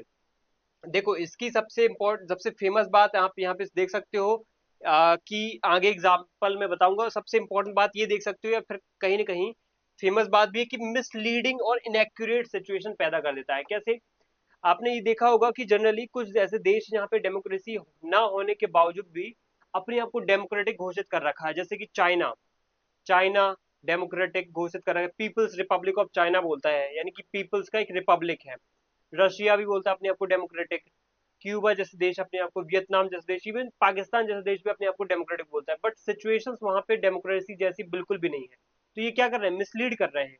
ये कैसे इनएक्यूरेट है, ठीक है। तो इसीलिए रिजल्ट इतने भयानक पैदा हो सकते हैं, इसलिए डेप्थ में जाना जरूरी हो जाता है। अब हम चलते हैं डेप्थ पे, केयरफुली डिस्टिंग्विश करेंगे कैसे, कि देखो वास्तव में कौन से देश में डेमोक्रेसी है और कौन केवल दिखावा कर रहे हैं, कौन प्रिटेंड कर रहे हैं। तो इसके लिए आप ये लिस्ट देखो। देखो, जैसे कि डेमोक्रेसी एक्चुअल में जिस देश में है वो देश ये है। वो कौन से देश है, वो ये देश है। जैसे कि इंडिया हो गया, इंडिया, हमारा इंडिया, वहां पे भी डेमोक्रेसी है। यूएस में भी आप जाओगे तो वहां पे भी आपको democracy, Japan, Britain, France, Germany, Australia, New Zealand और नॉर्वे, स्वीडन एंड डेनमार्क। फिर यहाँ पे बेल्जियम भी लिखा हुआ है, कनाडा एंड इसराइल और एक्सेट्रा। लास्ट में एक्सेट्रा लिखा हुआ है, मतलब बहुत सारे और भी देश है जहाँ पे डेमोक्रेसी है, एक्चुअल में है। कोई प्रिटेंड नहीं कर रहे हैं, ना कोई दिखावा कर रहे हैं, ठीक है। बट कुछ देश ऐसे दिखावा भी करते हैं, जैसे आप यहाँ पे इस एग्जाम्पल में देख सकते हो, इस लिस्ट में देख सकते हो, चाइना। चाइना अपने आप को पीपल्स रिपब्लिक ऑफ चाइना बोलता है। रशिया भी अपने आप को डेमोक्रेटिक बोलता है। नॉर्थ कोरिया, आपको पता है, किम जोंग उन, ये तो अपने आप को कुछ भी बोल सकता है, इवन अपने आप को भगवान भी बोल सकता है, तो वहां के लोग भगवान मान लेंगे इसको, ठीक है। तो ये इतना खतरनाक है ना। पाकिस्तान, पाकिस्तान भी डेमोक्रेटिक बोलता है, बट उतनी सिचुएशन यहाँ पे क्या है, डेमोक्रेसी वाली नहीं है। कॉन्गो आप देख सकते हो, यहाँ पे तो कई बार कई सारे तानाशाह आ चुके हैं, और जो कि सिविल वॉर जैसी सिचुएशन पैदा करते हैं। युगांडा में आप बहुत लंबे समय तक, 40 से 50 साल तक एक डिक्टेटर बैठा रहा। वियतनाम में भी डिक्टेटरशिप, डिक्टेटरशिप ना कहते हुए यहाँ पे एक कह सकते हैं कि सोशलिस्ट गवर्नमेंट है, जो कि पूरी की पूरी कैसी है, थोड़ा सा डिक्टेटरशिप टाइप की ज्यादा है और डेमोक्रेटिक कम है, ठीक है। वेनेजुएला, जहां पे मादुरो नाम का एक डिक्टेटर देखा गया है, ठीक है। तो ये क्या है, ये वो देश है जो कि दिखाते हैं कि हम वाकई में डेमोक्रेटिक हैं। और कुछ देश सिर्फ बताते हैं कि हम डेमोक्रेसी है, बट वो एक्चुअल में है नहीं। कुछ एक्चुअल में है, जो आप इस साइड देख चुके हैं, कुछ एक्चुअल में नहीं है, सिर्फ दिखावा करते हैं, प्रिटेंड करते हैं, ठीक है। अब आगे चलते हैं, आगे देखते हैं कि क्या है कहानी में। देखो, कहानी में ये है कि देखो, किसी भी देश में अगर मैं बात करूं, डेमोक्रेसी को पता लगाना है, तो क्या मैं डेफिनेशन पे निर्भर हो सकता हूं, बिल्कुल नहीं। तो कहने की बात सिर्फ इतनी है, मैं यहाँ पे पीछे ले जाऊंगा आपको, बहुत ध्यान समझना, कि अगर मैं डेमोक्रेसी को डिफाइन करने जाऊं, अगर मैं डेमोक्रेसी को डिफाइन करने जाऊं और मैं आपसे बोल दूं कि एक मैं आपसे बोल दूं कि कुछ, या फिर मैं ऐसे कहूं कि कुछ देशों को मैं अगर लिस्ट बनाऊं, उन देशों की लिस्ट बना करके मैं उसमें से छांटने लग जाऊं कि ये देश डेमोक्रेटिक है और ये देश नॉन डेमोक्रेटिक है, तो क्या सिर्फ सिंपल डेफिनेशन से काम चल जाएगा क्या? यस और नो, है ना। क्या सिंपल डेफिनेशन से, सिंपल डेफिनेशन से आप डेमोक्रेसी की या पता लगा लोगे कि ये देश डेमोक्रेटिक है या नॉन डेमोक्रेटिक है, ठीक है, क्या डेमोक्रेटिक है या नॉन डेमोक्रेटिक है? बिल्कुल नहीं। इसीलिए सिंपल डेफिनेशन पर्याप्त नहीं है। तो हमारे इस चैप्टर का नाम क्या है, what is democracy and Y democracy. तो व्हाट इज डेमोक्रेसी मतलब हमने सिंपल डेफिनेशन जो पता करी है या निकाली है वो हमने देख ली है, बहुत सारी डेमोक्रेसी की परिभाषाएं देख ली हैं, फीचर्स देख लिए हैं कुछ कुछ, बट वो फिर भी पर्याप्त नहीं है। तो फिर हम डेप्थ में कैसे जाएं, अभी भी हम डेप्थ में नहीं पहुंचे हैं डेमोक्रेसी की। देखो एक्चुअल में इसकी डेप्थ में कोई जा ही नहीं सकता, क्योंकि आज भी डेमोक्रेसी की परिभाषा अभी भी इवॉल्व हो रही है। और कल आप 2025 के बाद 26 में ये वीडियो देखोगे, 27 में वीडियो देखोगे, 28 में वीडियो देखोगे, तब डेमोक्रेसी की परिभाषा कुछ और हो जाए, कुछ और पॉइंट्स ऐड हो जाए, कुछ और बातें ऐड हो जाए। तो इसीलिए परिभाषा को हम एक फिक्स पॉइंट पर नहीं पढ़ सकते, एक फिक्स जगह पे, एक फिक्स शेप में, फिक्स स्फीयर में आप इसको एक दायरे में सीमित नहीं कर सकते हो। इसलिए जरूरी है कि आप इसके फीचर्स को समझो। एक बार फीचर समझ लिए, कुछ सिलेक्टिव फीचर, और फीचर्स भी लिमिटेड नहीं है, अनलिमिटेड फीचर्स और भी ऐड हो सकते हैं, कुछ खत्म भी हो सकते हैं। तो इसलिए ये जानना ये जरूरी हो जाता है कि फीचर्स और डेफिनेशन का एक मिला जुला रूप क्या है। उसके बाद हम पता लगा सकते हैं कि डेमोक्रेसी क्या है। एक बार क्या पता कर लिया तो साथ में हमें ये भी पता चल जाएगा साथ में कि ये क्यों होना चाहिए। इसलिए साथ साथ ये पैरेलली चल रहा है, व्हाट इज डेमोक्रेसी और वाई डेमोक्रेसी। ठीक है, तो अब हम समझते हैं कि फीचर्स, दूसरा पॉइंट इसमें ये है कि डेमोक्रेसी के में हमें ये पॉइंट फीचर वाला ऐड करना पड़ेगा कि अगर आप सिंपल डेफिनेशन तो समझ चुके हो, लेकिन फीचर्स भी अगर आपने देख लिए तो इसका जो मिक्सचर है, इसके बाद आप बहुत अच्छे तरीके से, सॉलिड तरीके से आइडेंटिफाई कर पाओगे कि what is democracy and Y democracy. ठीक है, अब समझते हैं क्या कि फीचर्स क्या है इस डेमोक्रेसी के। तो देखो फीचर्स जानने के लिए आपको पहले ये फंडामेंटल पॉइंट समझना पड़ेगा। जैसे इस फोटो में आप देखो क्या लिखा है, be patient with democracy count every vote. ठीक है, ये वोटिंग का एक बैलेट बना हुआ है, बॉक्स है, उसमें एक बैलेट पेपर जा रहा है। ठीक है, आप देख सकते हो यहाँ पे ये वापस से क्या है, इसमें बैलेट पेपर उसके अंदर बॉक्स में जा रहा है, वोट काउंट हो रहे हैं, फिर उसके काउंट के बाद इलेक्शन का जो वो है रिजल्ट घोषित किया जाएगा। ठीक है, तो ये बात आप इसमें समझो कि डेमोक्रेसी के फीचर्स क्या होने चाहिए। तो उसके लिए आपको एक बात मैं बार बार बता चुका हूं कि rulers are elected by the peoples, rulers are elected by the peoples. ये बेसिक फंडामेंटल बात हम कई बार देख चुके हैं। अब हम ये देखते हैं कि इसका लिमिटेशन क्या है, क्योंकि ये पर्याप्त नहीं है। मैंने बोला ना कि सिंपल डेफिनेशन पर्याप्त नहीं है, हमें फीचर्स को भी साथ में पढ़ना पड़ेगा, तभी हम डेमोक्रेसी को समझ पाएंगे कि ये है क्या और ये क्यों जरूरी है। इसलिए है इसलिए जरूरी है क्योंकि इसमें कुछ लिमिटेशंस है। कोई क्या लिमिटेशंस है, जैसे कि ये सफिशिएंट नहीं है on its own, it raises several critical question. कैसे क्वेश्चन क्रिएट करता है ये, कुछ ऐसे प्रश्न खड़े करता है। वो प्रश्न आपके सामने मैं लेकर के आ रहा हूँ की क्वेश्चंस अराइजिंग। यहाँ पे कौन से क्वेश्चन अराइज हो रहे हैं, एक तो ये कि rulers, who are the rulers, कौन से हैं वो रूलर्स। देखो एक बात ये होती है कि डेमोक्रेटिक कंट्री में कभी भी अगर कुछ भी सिचुएशन पैदा होती है तो वहां पे रूलर्स किसके द्वारा चुने जाते हैं, लोगों के द्वारा। तो रूलर्स कैसे होने चाहिए, लोगों के द्वारा चुने होने चाहिए। वो ऐसे नहीं कि पहले रूलर डिसाइड हो गया फिर वो लोगों के ऊपर थोपा गया है, ऐसा नहीं होना चाहिए। ठीक है, पहले जनता फिक्स करेगी मेरा रूलर ये होगा, फिर वो जाकर के उसके ऊपर शासन करेंगी, करेगा। ठीक है, तो इस तरीके से who are the rulers which official must be elected, और किसको इलेक्ट किया जा रहा है। ठीक है, उसके बाद ये समझना पड़ेगा कि रूलर्स को जब इलेक्ट किया गया है, ये जो नेता है, ठीक है, जैसे मैं आपको मैं पहले बता दूं, ये मान लो नेता है। ठीक है, ये नेता है। ठीक है, ये कोई रूलर है। अगर मुझे इसको चुनाव करना है तो पहले डिसाइड करना पड़ेगा कि आखिर में इसको ही क्यों चुनना है, ये ही क्यों परफेक्ट है। ठीक है, हु आर द रूलर्स, ये क्यों जरूरी है और ये क्या है, ये कौन है। ठीक है, पहले ये फिक्स करो। दूसरा फिर जाएंगे हम कि ये किस तरीके से चुना गया है, इलेक्शन हुआ कि नहीं हुआ इसका, what makes an election democratic. क्या इसको फ्री एंड फेयर तरीके से चुना गया, क्या ये डिक्टेटर की तरह चुन लिया गया है, क्या ये मिलिट्री रूल की तरह आया है। तो ये हमें फोकस करना पड़ेगा, चुनाव के माध्यम से आया कि नहीं आया। दूसरी बात यहाँ पे ये हो जाती है कि पीपल, लोग जो चुन रहे हैं, जो इलेक्ट कर रहे हैं, ठीक है, who gets to elect the rulers and be elected, is it an equal rights to for all citizens। कि जिस जिस इंसान ने इस रूलर को चुना है, ठीक है, क्या वो वोट देने वाले लोग सभी एक समान थे, क्या सबको बराबर अधिकार मिला वोट देने का, कि इसके ही कुछ आदमियों ने बस चुन लिया इसको और ये जाकर के सत्ता में बैठ गया। तो ऐसा नहीं होना चाहिए, ज्यादातर डिक्टेटरशिप में यही होता है, आपको पता होना चाहिए। जो बड़े बड़े तानाशाह होते हैं वो अपने आसपास के कुछ खास लोगों द्वारा चुन लिए जाते हैं और बोल दिया जाता है कि ये आज से हमारा देश का क्या है, रूलर है। तो ऐसा बिल्कुल भी नहीं होना चाहिए। दूसरी सबसे महत्वपूर्ण बात, ये चौथी कहें हम, चौथी सबसे महत्वपूर्ण बात, फॉर्म ऑफ गवर्नमेंट, कि इनके बाद जो भी सरकार बनेगी वो किस तरीके की सरकार होगी, वो किस तरीके की, वो डेमोक्रेटिक होगी।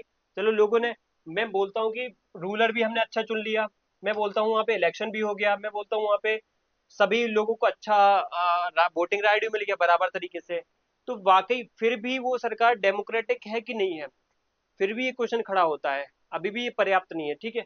अब हम समझते हैं कैसे ये, इनके आंसर हमें समझ में आएंगे, इनके आंसर हमें मिलेंगे।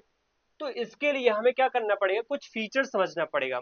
फोर की फीचर्स ऑफ डेमोक्रेसी अगर हमने समझ लिए तो इनके आंसर्स मिल जाएंगे। पहला तो है major decision by elected leaders.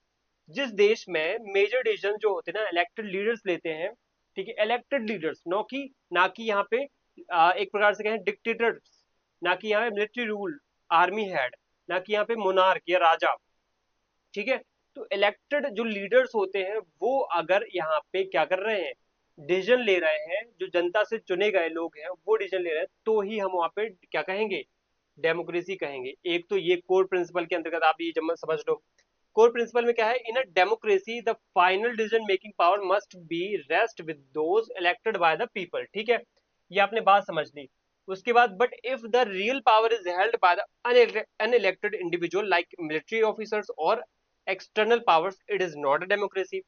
लेकिन अगर वहां पे रियल पावर जो है ना अनइलेक्टेड पीपल या इंडिविजुअल के पास पहुंच गई, मतलब क्या है, एक प्रकार से ये जो आपने वर्ड सुना ना, रियल पावर, रियल पावर मतलब वास्तविक जो सत्ता है, जो बाकी शासन करने की जो पावर है, वो इलेक्टेड ना होने, मतलब इलेक्टेड व्यक्ति के ना पास ना जा करके मिलिट्री हेड या फिर किसी राजा या फिर किसी तानाशाह के पास चलेगी, तो उसको डेमोक्रेसी नहीं कहोगे। कहने की बात ये है कि चुना हुआ व्यक्ति ही शासन करे, ना कि कोई डिक्टेटर, ठीक है, मैटर ये करता है यहाँ पे। अब इसके बाद हमें जानना जरूरी हो जाता है कि कौन से ऐसे देश हैं जहाँ पे ये समस्या देखेगी, देखने को मिलती है। पाकिस्तान, पाकिस्तान एक ऐसा देश है जहाँ पे आपको ये समस्या देखने को मिली थी। वहां पे जनरल जो मुशर्रफ थे, तो वो, ये जनरल मुशर्रफ का फोटो है, वहां के पाकिस्तान की डिक्टेटर रहे, मिलिट्री हेड रहे हैं। तो उन्होंने क्या किया था कि 1999 में, 1999 में क्या किया था, वहां पे जो चुनी हुई सरकार थी, इलेक्टेड गवर्नमेंट को गिरा दिया। इलेक्टेड गवर्नमेंट को क्या कर दिया, गिरा दिया, भगा दिया, निकलो यहाँ से, बोल दिया निकलो यहाँ से, तुम्हारा काम खत्म। फिर उसके बाद 2002 में क्या करते हैं, एक रेफरेंडम कराते हैं। कब कराते हैं, 2002 में। रेफरेंडम मतलब होता है जनता से नॉर्मल सा वोटिंग करा लेना, मतलब अब देखो, रेफरेंडम एक प्रकार से वोटिंग होता है, बट इन्होंने किस तरीके का वोट रेफरेंडम करवाया था, बस दिखावे का रेफरेंडम, दिखावे की वोटिंग जनता से करवा ली कि हाँ वोटिंग हो चुकी है, दुनिया को दिखाने के लिए हमने वोटिंग करवा ली है, वो अपने आप को वैलिड घोषित कर लिया कि हाँ मुझे भी जनता ने इलेक्ट कर दिया। लेकिन अब जो मैंने बात बोली थी कि इलेक्टेड बाय द पीपल, तो क्या ये इलेक्टेड बाय द पीपल, इसने जब बात फुलफिल कर ली तो क्या इसको डेमोक्रेटिक बोलेंगे, नहीं बोलेंगे, क्योंकि इसने क्या किया, हेर फेर किया। इसने क्या किया, 2002 में रेफरेंडम कराया तो एक लीगल फ्रेमवर्क ऑर्डर जारी किया, और इसमें बहुत बड़ा प्रेशर दिया। किनको, प्रोविंशियल, जो वहाँ की पाकिस्तान की गवर्नमेंट्स थी, वहाँ के प्रोविंशियल जो हेड थे, वहाँ की जो सांसद विधायक टाइप के जो लोग थे, नेता मंत्री टाइप के लोग थे, उनके ऊपर प्रेशर ऐसा डाला कि अगर ये व्यक्ति, ये जो इलेक्टेड लीडर्स हैं, मुशर्रफ के खिलाफ अगर कोई भी गया तो उसको क्या कर देंगे, ये पद से हटा देंगे। तो सभी ने डर की वजह से इनको सपोर्ट कर दिया, और इस वजह से ये जनता के रेफरेंडम के माध्यम से क्या हुए, इलेक्ट हो गए। रेफरेंडम मतलब एक प्रकार से जनता से वोट करवा लेना, लेकिन इन्होंने कैसे, प्रेशर के बाद, प्रेशर के फोर्सफुली तरीके से, प्रेशर के साथ इन्होंने ये रेफरेंडम कराया था। उसके बाद ये एक और काम करते हैं, ये एक और काम करते हैं, military dominated national security council बनाते हैं। इसका काम ये होता है कि जो वहाँ की सेंट्रल गवर्नमेंट है, वो जो भी उसकी कैबिनेट है, वहाँ का जो पीएम है, उसकी जो कैबिनेट है, वो जो भी डिसीजन लेती है, जो भी फैसला करती है, तो ये सिक्योरिटी काउंसिल जो मिलिट्री से डोमिनेट हो रही है, वो अल्टीमेट फैसला करेगी। वो वहाँ पे क्रॉस चेक करेगी क्या हो रहा है क्या नहीं हो रहा है, वो फैसले को रद्द भी कर सकती है और वहाँ पे फैसले को आगे भी बढ़ा सकती है, ठीक है। तो इतनी पावर इन्होंने अपने हाथ में ले ली, और 9 से 10 साल तक ये वहाँ के डिक्टेटर बन करके बैठे रहे। तो इस प्रकार से इलेक्टेड रिप्रेजेंटेटिव्स को क्या हो गया, यहाँ पे खत्म हो गए पाकिस्तान में, और एक मिलिट्री से मिलिट्री डोमिनेटेड सरकार यहाँ पे बैठ गई है। ठीक है बच्चों, अब हम समझते हैं कि free and fair electoral competition. अब देखो, किसी देश में अगर हम फ्री और फेयर इलेक्टोरल कंपटीशन देखने को मिलता है, यानी कि वहां पे सिंपली हम ये समझते हैं कि वहां पे जो इलेक्शंस हो रहे हैं वो कहीं ना कहीं फ्री एंड फेयर हो रहे हैं कि नहीं हो रहे हैं, ये जानना जरूरी है। लेकिन एक बात आप समझो कि सिर्फ इलेक्शन होल्ड कराना, इलेक्शन को कंटिन्यू करना, इलेक्शन करा देना ही कहीं ना कहीं डेमोक्रेसी नहीं है। इलेक्शन फ्री एंड फेयर होने चाहिए, सिर्फ इलेक्शन कराना नहीं, फ्री एंड फेयर इलेक्शन कराना जरूरी है।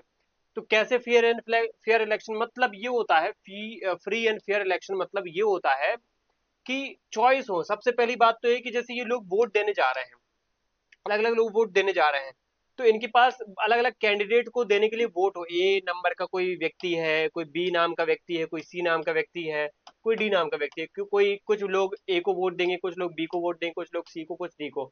यानी अलग अलग लोग क्या होना चाहिए, लोगों के पास कैंडिडेट के रूप में होना चाहिए, चॉइस उनके पास होना चाहिए। तो पहली बात यहाँ पे आ जाती है चॉइस की, कि चॉइस होना चाहिए लोगों के पास। दूसरी बात आ जाती है कि विभिन्न प्रकार की पॉलिटिकल पार्टीज भी एग्जिस्ट करना चाहिए।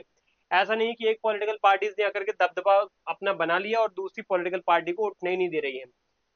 यहाँ पे कैंडिडेट होना चाहिए बहुत सारे, ठीक है, कैंडिडेट कई सारे मैदान में उतरेंगे, फिर वो चुनाव लड़ेंगे, फिर जाकर के एक सही कैंडिडेट चुना जाएगा, रूलर बनेगा फिर वो। People should be able to remove existing rulers. और लास्ट में सबसे महत्वपूर्ण बात कि जो जनता ने चुना हुआ व्यक्ति अगर वो ढंग से काम नहीं करता तो जनता उसको हटा सकती है। ये बात भी यहाँ पे ऐड करी गई है कि ये होता है फ्री एंड फेयर इलेक्शन, ये होता है फ्री एंड फेयर इलेक्शन। अब देखो, अब एक बात आपको बताता हूँ फीचर के रूप में। एक फीचर तो हमने पहले ही पढ़ लिया, देखो कौन कौन से फीचर्स हमने अभी देख लिए हैं।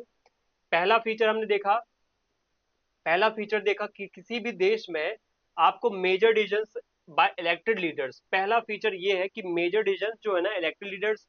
दूसरा फीचर हमने अभी कौन सा देखा है, दूसरा फीचर देखा फ्री एंड फेयर इलेक्शंस, ठीक है, फ्री एंड फेयर इलेक्शंस का, जिसमें आप देख सकते हो कि होल्डिंग इलेक्शन काफी नहीं है, वहां पे चॉइसेस होना चाहिए, बहुत सारे पॉलिटिकल यहाँ पे कैंडिडेट होना चाहिए, पॉलिटिकल पार्टीज होना चाहिए, और उनके बीच में एक अच्छा सा एक उनको चॉइस मिलना चाहिए।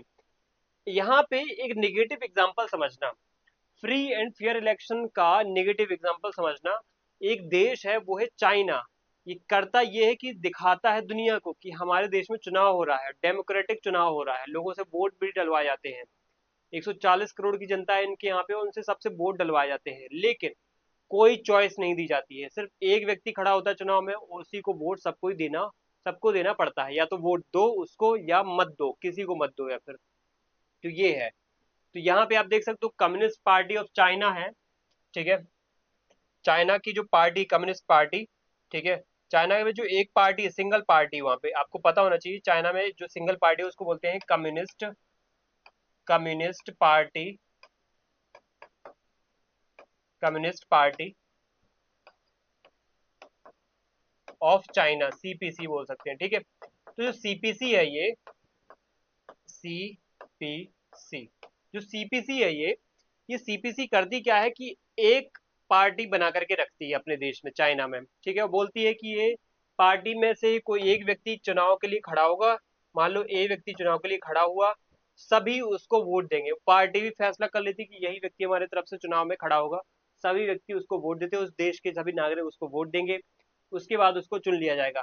क्या ये फ्री एंड फेयर इलेक्शन है? नहीं, क्योंकि इसमें एक कंडीशन फॉलो नहीं हुई। चुनाव में तो होल्ड कर लिए, चुनाव तो हो गया, मतलब होल्डिंग इलेक्शन तो हम कह सकते हैं कि इलेक्शन तो हो गया है, ठीक है।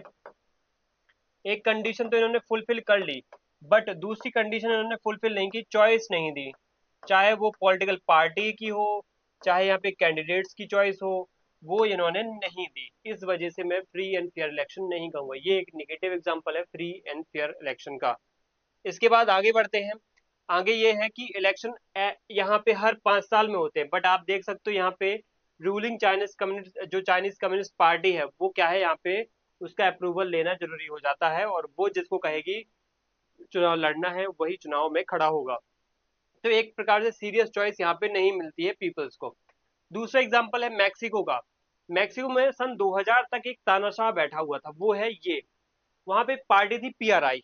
इस पार्टी के पास ये इतनी पावर थी, यहाँ पे चुनाव हर 6 साल में होते थे, ठीक है, आपको पता होना चाहिए यहाँ पे चुनाव हर 6 साल में होते थे, लेकिन ये जो पीआरआई पार्टी है, क्या नाम है, इंस्टीट्यूशनल रिवोल्यूशनरी पार्टी, जो एक डर्टी ट्रिक्स खेलती थी, मतलब गंदी हरकतें कर करके इसने क्या किया, चुनाव जीते थे। बहुत सारी गंदी हरकतें, मतलब ये थी, देखो जनरली होता ये है, आपको पता होना चाहिए, एक इंफॉर्मेशन बताता हूँ, एक इंफॉर्मेशन जान लो। चुनाव जब होते हैं ना, तो चुनाव में एक व्यवस्था होती है, चुनाव में एक व्यवस्था ये होती है, जब चुनाव होते हैं, इलेक्शन होंगे, तो इलेक्शन में एक व्यवस्था होती है, एक सिस्टम होता है। क्या सिस्टम होता है कि इलेक्शन में जो पार्टीज होती हैं, डिफरेंट डिफरेंट पार्टीज, पार्टी मान लो ए है, ठीक है, ये मैं पार्टी बता रहा हूँ, पार्टीज कितनी सारी हो सकती है, बहुत सारी पार्टीज हो सकती है, ए पार्टी है, कोई बी पार्टी है, कोई सी पार्टी है, कोई डी पार्टी है, ठीक है। अब इसका कोई कैंडिडेट होगा, ठीक है, इसका एक कैंडिडेट है, इसका एक कैंडिडेट है, इसका एक कैंडिडेट है, ठीक है, और इसका भी एक कैंडिडेट है, ये सब चुनाव में खड़े हैं।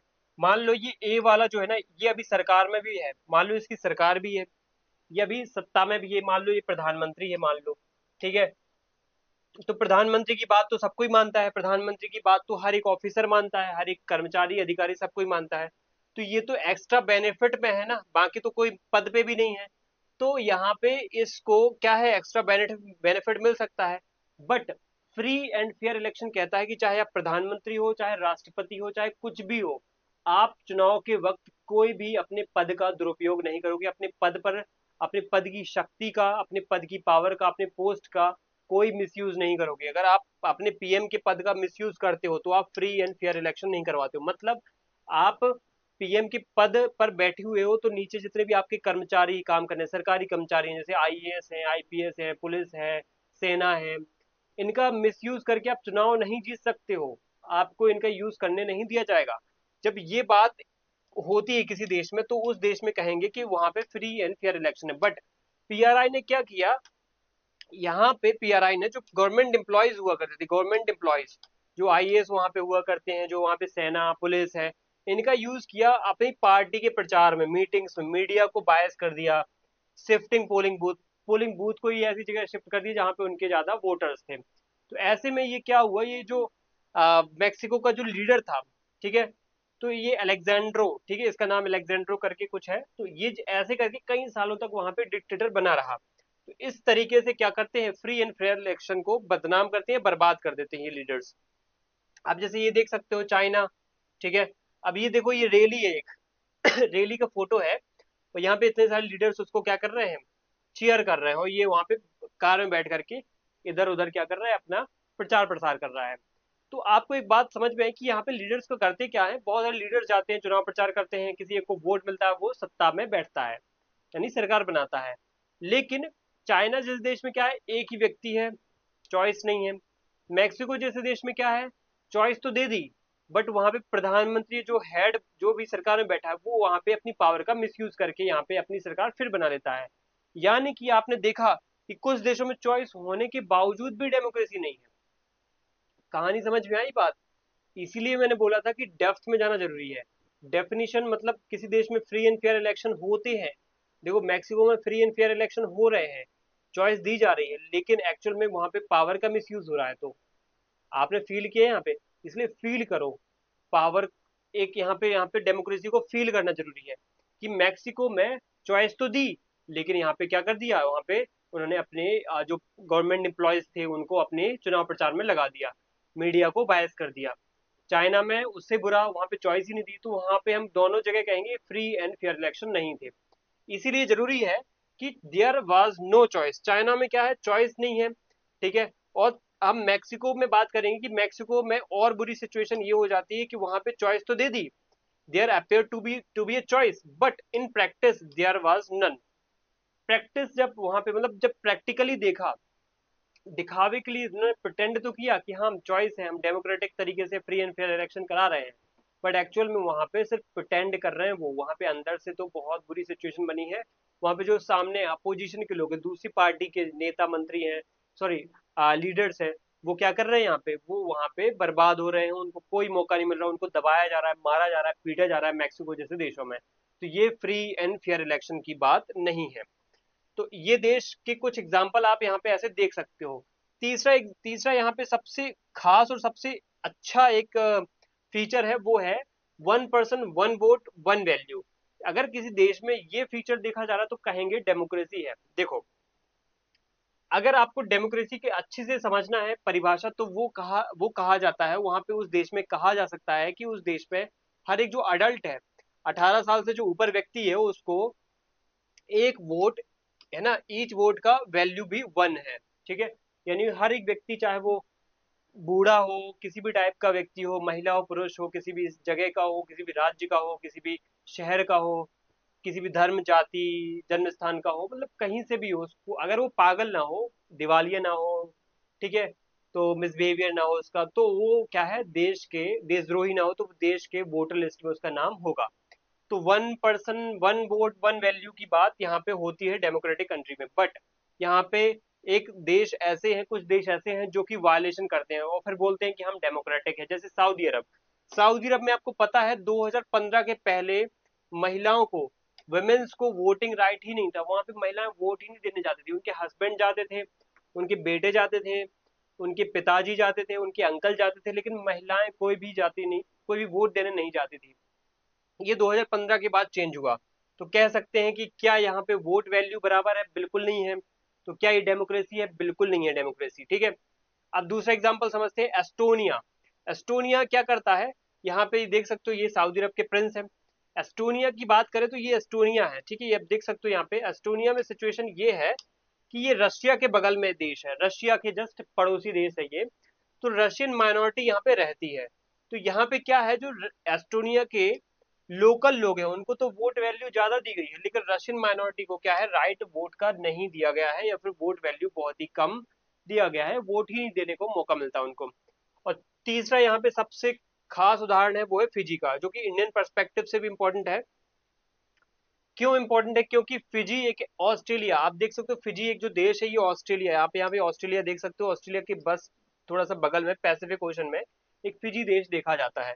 इस देश में इलेक्टोरल सिस्टम तो है, बट ये वोट जो है ना, इंडिजिनस लोगों, फिजियन, जो फिजियन लोग हैं उनको देता है, इंडियन फिजियन ओरिजिन की, यानी जो भारत से गए हुए फिजी में लोग हैं, भारत से जो पलायन करके फिजी में रहने वाले लोग हैं, उनको वोट वैल्यू उतना नहीं है जितने फिजी के लोकल इंडिजिनस लोगों को दिया गया है। तो मतलब ये कह सकते हैं हम यहाँ पे कि ये ऐसे देशों के एग्जाम्पल हैं जो कि 1 पर्सन 1 वोट 1 वैल्यू पर, सिद्धांत पर नहीं चलते हैं, इसलिए डेमोक्रेटिक नहीं है। ठीक है, यहाँ पे डेमोक्रेसी का वायलेशन है। चौथा यहाँ पे फीचर पढ़ेंगे हम, जो कि ब्रॉडर हम कह सकते हैं फीचर्स हैं डेमोक्रेसी के। चौथा feature rule of law. Rule of law और रिस्पेक्ट फॉर राइट्स। किसी भी देश में अगर रूल है, रूल मतलब जैसे कि किसी देश में कॉन्स्टिट्यूशन है, तो कॉन्स्टिट्यूशन बन गया तो उसको फॉलो किया जाता है कि सिर्फ नाम का कॉन्स्टिट्यूशन है, बस दिखाने के लिए कॉन्स्टिट्यूशन है? उसको फॉलो भी करना चाहिए, सिर्फ दिखावे के लिए कॉन्स्टिट्यूशन नहीं होना चाहिए। इसलिए रूल ऑफ लॉ मतलब कानून का शासन होना चाहिए। कानून क्या है? संविधान है, इसलिए संविधान का शासन होना चाहिए। किसी देश में अगर संविधान बना है और संविधान के अकॉर्डिंग वहां की सरकार, वहां के लोग चल रहे हैं, तो कह सकते हैं डेमोक्रेसी है। लेकिन कुछ देश ऐसे हैं जो बोलते हैं कि संविधान है, बट वहां पे डेमोक्रेसी, सॉरी, कॉन्स्टिट्यूशन की धज्जियां उड़ा देते हैं, वो इधर से उधर फेंक देते हैं कि कॉन्स्टिट्यूशन को हम नहीं मानते। हमारे भारत में कितना रिस्पेक्ट हम देते हैं कॉन्स्टिट्यूशन को। तो कुछ ऐसे देश है जो डेमोक्रेटिक तो बोलते हैं अपने आप को, डेमोक्रेसी की एक लिस्ट में तो आना चाहते हैं, या कहते हैं हम डेमोक्रेसी की लिस्ट में है, बट एक्चुअल में वो रूल ऑफ लॉ को फॉलो करते ही नहीं, कॉन्स्टिट्यूशन को मानते ही नहीं है। मैं बताता हूँ कैसे। जैसे कुछ देश आपको यहाँ पे देखने को मिलेंगे, जैसे ये जिम्बाब्वे के लीडर है, क्या नाम है, रॉबर्ट मुगाबे।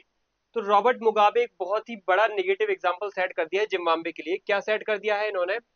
इन्होंने एक पार्टी बनाई थी, ठीक है, पार्टी के लीडर है जानू पीएफ। जानू पीएफ मतलब Zimbabwe African national union patriotic front, ठीक है। तो इस पार्टी के क्या है, ये लीडर थे। तो इन्होंने क्या है, कुछ अनफेयर प्रैक्टिसेस अपनाई, और क्या कर दिया इन्होंने, कॉन्स्टिट्यूशन जो जिम्बाब्वे का था उसको इतना ज्यादा अमेंड किया, इतना ज्यादा चेंज किया, इतने इतने बार चेंज किया कि वहां पे जो ये प्रेसिडेंट थे, ये मुगाबे जो प्रेसिडेंट थे, डिक्टेटर थे, इनको लेस अकाउंटेबल बना दिया। मतलब इनको किसी को जवाबदेही नहीं है, इनकी किसी के प्रति जवाबदेही नहीं है, मतलब इनको जो करना है करेंगे, किसी को आंसर देने की कोई जिम्मेदारी इनकी नहीं होगी। हमारे भारत में प्रधानमंत्री राष्ट्रपति कुछ भी काम करते हैं ना, तो जनता, मीडिया, अपोजिशन, कोर्ट्स, सबके प्रति जवाबदेही बनती है उनकी। ठीक है, जो देश अगर जवाब, देश का जो लीडर है अगर वो जवाबदेह नहीं है, अगर वो कुछ भी काम करता है और अकाउंटेबल नहीं है, अपना पक्ष नहीं रखता है तो हम कहेंगे क्या, वो होगा क्या, वो अनडेमोक्रेटिक या नॉन डेमोक्रेटिक होगा वो। ठीक है, तो इस देश में, इस जिम्बाब्वे जैसे देश में यही हुआ। वहां पे उन्होंने क्या किया, ऐसे करके अपोजिशन को हैरास किया, पब्लिक प्रोटेस्ट को डिक्लेयर कर दिया इलीगल है। अगर कोई मान लो मुगाबे के खिलाफ, इस व्यक्ति के खिलाफ कोई प्रोटेस्ट करने आ गया तो उसको इलीगल घोषित कर दिया, जेल में डाल दिया। मीडिया ने अगर कुछ बोला तो उसको क्या कर दिया, है ना, कंट्रोल कर दिया, उसको बंदी कर दिया। क्रिटिसिज्म अगर किसने किया तो उसको भी खत्म कर दिया। अगर किसी ने कोर्ट, मतलब इस कोर्ट, किसी कोर्ट ने अगर इनके खिलाफ कुछ भी जजमेंट दिया तो उसको भी इग्नोर कर दिया, और उसको भी कहीं ना कहीं जज को एक प्रकार से परेशान किया, प्रेशराइज किया, उसको कंट्रोल करने का काम किया। तो एक प्रकार से ये देख सकते हैं कि किसी भी देश में अगर आपको क्या मिलता है, फ्री एंड फेयर इलेक्शन मिलता है, डेमोक्रेसी है। आपको वहां पे इलेक्टेड रूलर्स का क्या है, पावर देखने को मिलता है उनका, उनके अंतर्गत आपको सरकार देखने को मिलती है, तो वहां पे कहेंगे डेमोक्रेसी है। आपको वहां पे इसके अलावा क्या मिलता है, आपको एक लास्ट पॉइंट हमने यहाँ पे देखा था, वो था फोर्थ पॉइंट, जो कि है रूल ऑफ लॉ। ठीक है, रूल ऑफ लॉ देखने को मिलता है, तो वहां पे डेमोक्रेसी। बट इनके अंदर भी फ्लॉज है, फ्लॉज, कुछ कमियां हैं। वो कमियां कैसी हैं, वो आप गहराई में यहाँ पे देख चुके हो, कि दिखाने के लिए उन्होंने क्या किया कि वो स्टैंडर्ड मीट करे, लेकिन गहराई में जब गए, हम डेप्थ में जब गए, तो उन्होंने वो धज्जियां उड़ा दी वहां पे। तो इसीलिए डेप्थ में जाना जरूरी है किसी भी देश को डेमोक्रेटिक और नॉन डेमोक्रेटिक घोषित करने के लिए। ठीक है, तो इसके बाद हमारा जो एक प्रकार से समरी होगा वो ये होगा कि डेमोक्रेसी, अब हमने समझ लिए कि डेप्थ में क्या होगी, कि rulers elected by the peoples take all the major decisions, यानी कि हर फैसला, जो बड़ा से बड़े फैसला रूलर्स लेंगे जो कि लोगों के द्वारा चुने गए हैं। Election offers a choice and fair opportunity for the peoples to change the current rulers. और ऐसा भी है कि जनता को अपना अगर रूलर चेंज करना है, बदलना है, तो ये भी उनके पास अधिकार है। ठीक है, इसके बाद, इसके बाद और भी अधिकार है, जैसे कि choice and opportunity is available to all people on equal basis. ऐसा नहीं कि किसी व्यक्ति को ज्यादा पावर है, किसी व्यक्ति को कम पावर है। हर व्यक्ति, one person one vote one value, ये पॉइंट भी जैसे एक फीचर है। तो ये जो फीचर है ये भी सबको बराबर मिलेगा। ठीक है, ऐसा नहीं सऊदी अरब जैसा, एस्टोनिया, फिजी जैसा कि किसी को है किसी को नहीं है। ठीक है, सबको बराबर वोट वैल्यू है, सबको बराबर यहाँ पे क्या है, इक्वल बेसिस पे अपॉर्चुनिटी है चॉइसेस को अपना रखने की। The exercises of this choices leads to a government limited by the basic rules of the constitution and citizens right। यहाँ पे सिटीजन की एक जिम्मेदारी बनती है कि वो उनको क्या है, रूल ऑफ लॉ, कॉन्स्टिट्यूशन का एक जो रूल है वो देखने को मिलेगा, जिससे वो बराबर तरीके से अपना क्या है पक्ष रख पाएंगे, अपना सरकार में क्या है चॉइस रख पाएंगे। ठीक है, तो कहीं ना कहीं सरकार भी एक प्रकार से दायरे में आएगी कॉन्स्टिट्यूशन के अंतर्गत। ठीक है, तो ये हमारे क्या हो गए बेसिक जो है डेफिनेशन, जो हमने पढ़ी है अभी, कि सिंपल डेफिनेशन कहें या डेप्थ में डेफिनेशन कहें या फीचर्स कहें, ये हमारे एक प्रकार से डिस्कस हो चुके हैं कि व्हाट इज डेमोक्रेसी, हमने वो देख ली है। अब हम पढ़ेंगे वाई डेमोक्रेसी, और इस पे चलेंगे, तो इसके लिए हमें क्या करना पड़ेगा, अगली एक क्लास करनी पड़ेगी। ठीक है, अब वाई डेमोक्रेसी पे हम आएंगे, ये तीसरा हमारा क्वेश्चन है कि वाई डेमोक्रेसी, डेमोक्रेसी क्यों जरूरी है। ठीक है, तो इसके लिए एक सेपरेट अगली क्लास होगी, पार्ट 2 में हम इसको समझेंगे। ठीक है, तो इसके बाद एक फोर्थ जो क्वेश्चन है उसका ब्रॉडर मीनिंग, डेमोक्रेसी का ब्रॉडर मीनिंग क्या हो सकता है, तो उसको भी हम अगली क्लास में समझ लेंगे। दो क्वेश्चन हमने जो पहले थे वो हमने कर लिए, जैसे कि व्हाट इज डेमोक्रेसी और फीचर्स ऑफ डेमोक्रेसी। अब जो अगली दूसरा पार्ट होगा उसमें हम करेंगे व्हाई डेमोक्रेसी और ब्रॉडर मीनिंग ऑफ डेमोक्रेसी। ठीक है, तो बच्चों यहाँ पे हमारी क्लास का पहला पार्ट, 9th क्लास के चैप्टर फर्स्ट का, पॉलिटिकल साइंस का जो चैप्टर फर्स्ट है उसका पहला पार्ट खत्म होता है यहाँ पे। इसका दूसरा पार्ट कुछ ही दिनों में मैं आपको लेके आ जाऊंगा। ठीक है, तो फिर मिलते हैं। थैंक यू सभी को, जय हिंद।